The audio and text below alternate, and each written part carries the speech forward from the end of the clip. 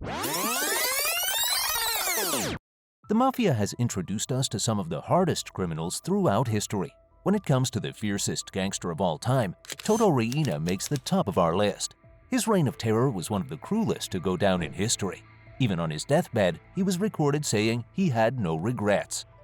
Toto struck fear across Cosa Nostra. Locking him up in prison didn't change a thing. He was still able to make moves and order hits behind bars. This is one Mafia boss people feared until the day he took his last breath.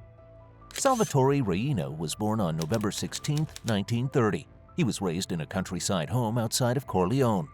The exact age he started getting involved in criminal activity is unknown, but he was first sentenced to prison at the age of 19. This happened after a very brutal fight with Domenico Di Matteo, resulting in Domenico's death. Toto was sentenced to 12 years in prison for the killing of Domenico Di Matteo. However, he was released early from prison in 1956 after serving 6 years. During his time behind bars, he met a ruthless Italian criminal, Luciano Leggio. The two men linked up to work together on an underground drug trafficking network after Toto's release. Luciano brought in 2 other local criminals, Calogero Bagarella and Bernardo Provenzano. Together, this crew of drug lords' power began to rise in Corleone. In the late 1950s, Michele Navarro was the head of the Mafia family in Corleone. He was a powerful man and had no intentions of sharing that power. He saw Luciano Leggio's crew as his biggest competition in the drug trade. In order to put an end to this, he ordered a hit on Luciano, but things didn't go as planned. The hitmen missed their target and Luciano escaped with minor injuries and a huge vendetta. It didn't matter how powerful Michele Navarro thought he wasn't going to get away with backstabbing Luciano. That was all he needed to dethrone Michele Navarro and take his spot. A few weeks after the attack on Luciano Leggio, he ordered a hit on Michele Navarro. Michele Navarro and Giovanni Russo, a doctor with no ties to the Mafia, were both gunned down by hitmen as they were driving to the Navarro home. A few weeks after this incident, 3 more of Michele Navarro's men were assassinated during a raid. With Michele Navarro's men out of sight, Luciano was now the new Mafia boss of Corleone and had full control of the drug trafficking operation. Having Toto Riina by his side meant that things were about to take a frightening turn. But they weren't going to get off on an easy start. The investigation had begun into Navarro's death. There were warrants out for Luciano Leggio, Toto Riina, and Bernardo Provenzano. The men fled the country in 1960 to avoid prosecution. But their vendetta towards the late Navarro wasn't over. They spent the next few years tracking down and killing more people who were connected to Navarro. In 1969, police finally captured Toto and Luciano. They were prosecuted for the series of murders they committed. Yet, at the trial, things took an unexpected turn. You see, at this point in time, the duo was extremely powerful. Luciano Leggio was the head man in charge, but Toto was still calling a lot of the shots. These men also did business differently from other members of the Mafia. There were people within the Mafia, and then there were the outsiders, the average city residents. Before Toto Riina, only people in the Mafia had to fear other mobsters. Ordinary people in the community who had no affiliation with the crime organization had nothing to worry about. They could go out to restaurants, parties, and events without worrying about their safety. But Toto Riina didn't operate like other mobsters. It wasn't just other mobsters that had to worry when Toto was on a rampage. The entire state had reason to fear. Their power even held out in the courtroom. The jury and witnesses feared what would happen if they sentenced these men to prison. They ended up being acquitted from the case. While this was a stroke of good luck for Toto Riina, things weren't quite over yet. Later that year, he was accused of another count of murder. He ended up fleeing again and went into hiding. Toto was able to lay low for a while, but in 1974, Luciano Leggio was imprisoned for the murder of Michele Navarro. With Luciano Leggio behind bars, Toto Riina was now the head Mafia boss of Corleonese. He ended up forming relationships with other well-known figures in the Mafia, such as members of the 'Ndrangheta. With all these new relationships in the Mafia came a lot of enemies. There were 3 rivals of the Corleonese Mafia from Palermo that were on Toto's bad side. Salvatore Inzerillo, Stefano Bontare, and Tano Badalamenti were each bosses from powerful Mafia families. At this point in time, the Sicilian Mafia Commission had 3 leaders: Stefano Bontare, Tano Badalamenti, and Toto Riina. There was a balance in power, but this wasn't how Toto Riina wanted it. He wanted the power in his hands. At this point, Mafia bosses in Palermo had more power in the drug trafficking trade and with authorities in Sicily. Despite Toto's ruthlessness and cruelty, he had very good social skills. He was able to mask his demonic side and come across as a polite and savvy businessman. This helped him gain allies from other mafias to bring to his side. By 1978, Toto Riina had gained more allies on his side from other mafia families.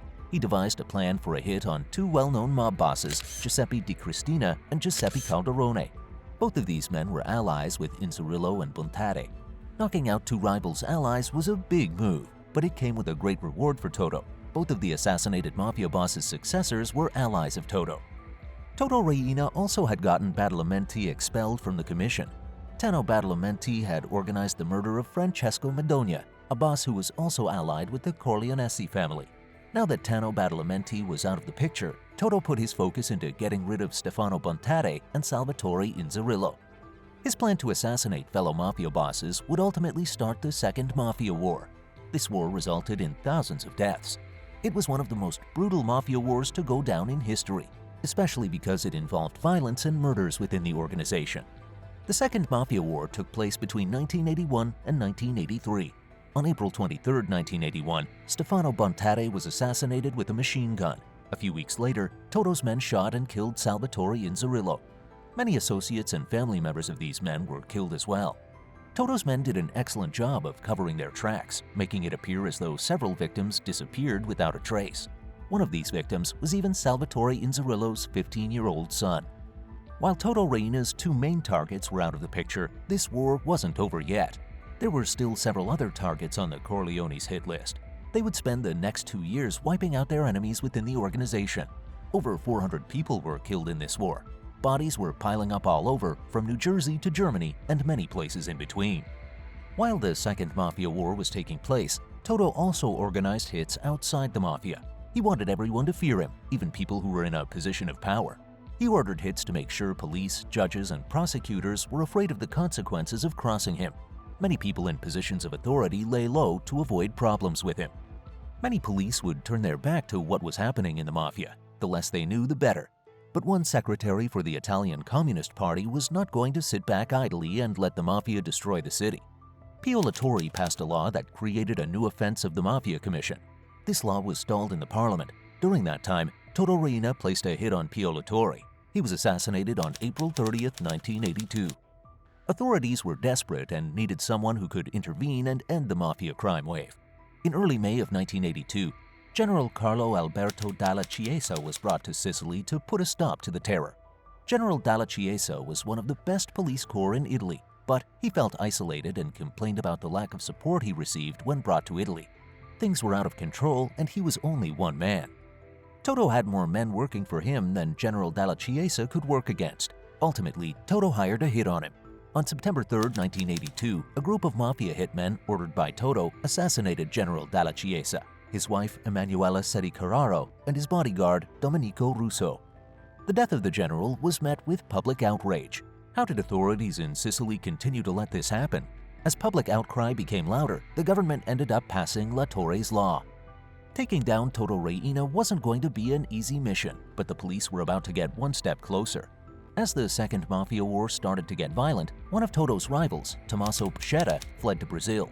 But that didn't mean that he was off the hook. In 1982, two of Tommaso Buscetta's sons vanished. This was followed by the murders of his brother, son-in-law, and 4 nephews. Tommaso was arrested in Brazil in 1983 and then transferred to Italy in 1985, where he voluntarily spoke to an anti-mafia judge and began working as an informant. This was the first high-profile mafia member to provide help with the fight on organized crime.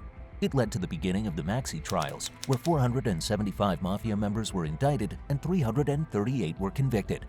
This was the biggest trial in Sicilian history. Hundreds of mafia members were charged with drug trafficking, murder, and extortion. A new law was also passed which made it a crime to be a mafia member. Several major mafia members in Sicily were prosecuted during this trial, including Luciano Leggio. However, there were a few big players that were absent from trial, and Toto Riina was one of them.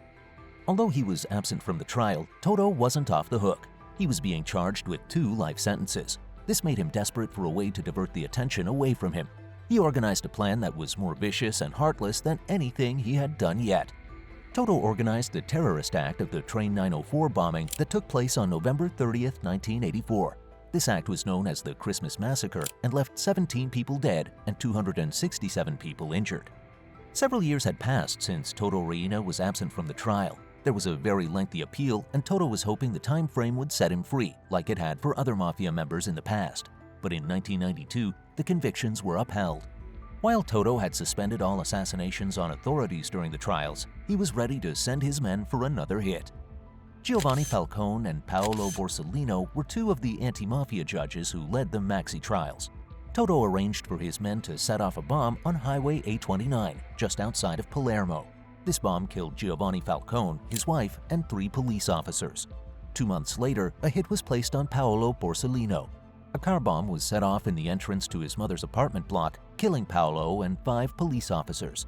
The assassinations of 2 anti-mafia judges were the final pushing point for Italian authorities.